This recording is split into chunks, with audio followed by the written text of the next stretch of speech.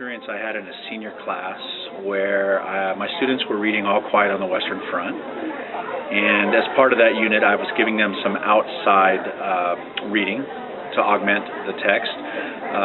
This was a couple years ago when the country was having the debate on whether we should support a surge in Iraq or not, and so I brought my kids opposing editorials. One editorial argued that President Bush was correct, that this was a turning point in the war and that we should stay the course. The second article had almost the exact opposite point of view, or editorial, that this was a quagmire, it will always be a quagmire, and this is the reasons why we should get the heck out of there.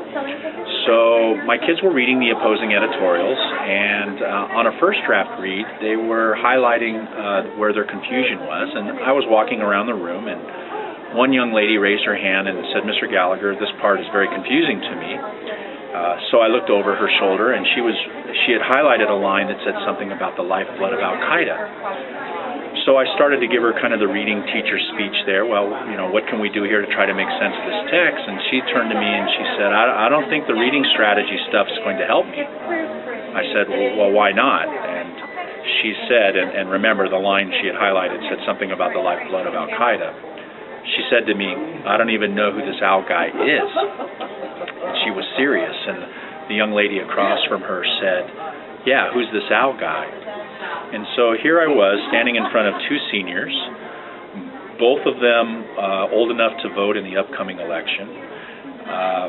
Both of them had passed every state test. Both of them were passing English and were getting ready to graduate with a diploma in hand. And yet they couldn't tell me who Al-Qaeda was when the United States had been at war for a number of years at that time. So this incident just sort of told me, you know, the problem that we're having with readers, that we're not giving them the right kinds of reading, and that we need to really start augmenting our classic literature, which I'm a big proponent of, with real-world text that's going to help them sort of make sense of the world that they're about to inherit.